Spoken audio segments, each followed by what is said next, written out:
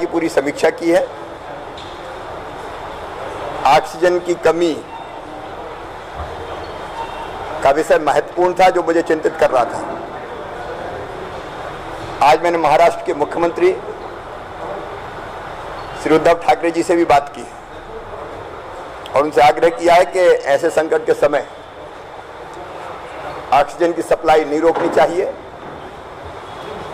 उन्होंने मुझे आश्वस्त किया है कि दिक्कत उनको भी है कोविड के पेशेंट्स के कारण, लेकिन वो यथासंभव प्रयास करेंगे कि मध्य प्रदेश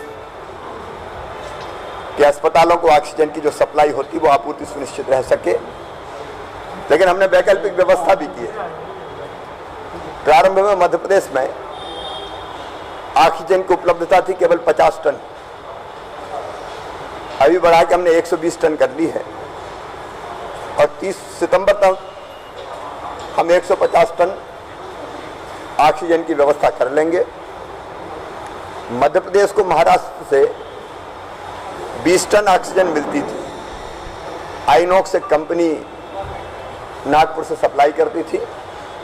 अब वही कंपनी हमें 20 टन ऑक्सीजन की सप्लाई गुजरात से और उत्तर प्रदेश से करेगी। हमारे यहाँ जो ऑक्सीजन के छोटे छोटे प्लांट हैं उनकी क्षमता भी केवल 50-60% थी, 50-60% क्षमता पर चल रहे थे। हमने उनको आग्रह किया है कि वो फुल कैपेसिटी पर अपने प्लांट चलाएं ताकि ऑक्सीजन की उपलब्धता में और बढ़ोतरी की जा सके। शॉर्ट टर्म सारी व्यवस्था हमने कर ली है। मैं प्रदेश की जनता को आश्वस्त करता हूं कि ऑक्सीजन की कोई कमी कोविड पेशेंट्स के लिए नहीं रहेगी। लॉन्ग टर्म प्लानिंग के लिए भी हमने बाबई के मुहासा में आइनॉक्स कंपनी ने कहा था हम ऑक्सीजन का प्लांट डालेंगे, तो उसको स्वीकृति दी है, अनुमति दी है। जल्दी उसका काम शुरू करेंगे और 200 टन ऑक्सीजन 6 महीने के अंदर बनाने की क्षमता का प्लांट खड़ा कर लिया जाएगा। क्योंकि कोविड कब तक चलेगा इसके बारे में निश्चित तौर पर कुछ नहीं कहा जा सकता। अब अनलॉक भी नहीं किया जा सकता, अर्थव्यवस्था को भी पटरी पर रखनी है।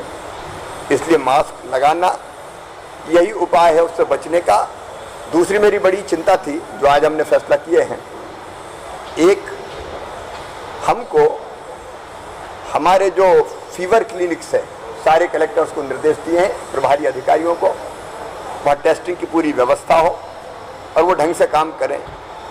दूसरे, कोविड कंट्रोल और कमांड सेंटर हर एक जिले में हम सक्रिय कर रहे हैं। 3 दिनों में हर जिले में चालू हो जाए।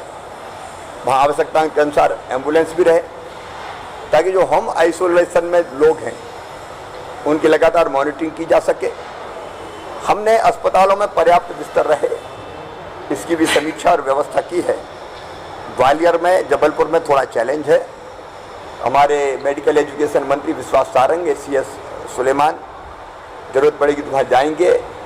नए और अस्पताल कौन से हो सकते हैं उनको भी हम चिन्हित कर रहे हैं। सरकारी अस्पतालों में क्षमता बढ़ा रहे हैं।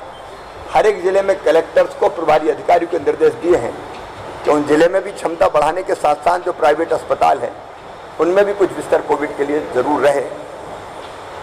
ये पेशेंट्स की संख्या बढ़ रही है, पूरे देश में बढ़ रही है। बाकी राज्यों की हालत तो बहुत हमसे पेशेंट्स के संख्या के मुकाबले में मैं ख़राब तो नहीं कहूँगा, लेकिन पेशेंट की संख्या बहुत ज़्यादा है। हम मैनेज करेंगे, चिंता की ज़रूरत नहीं है। हर तरह की हर संभव व्यवस्थाएं की जाएगी।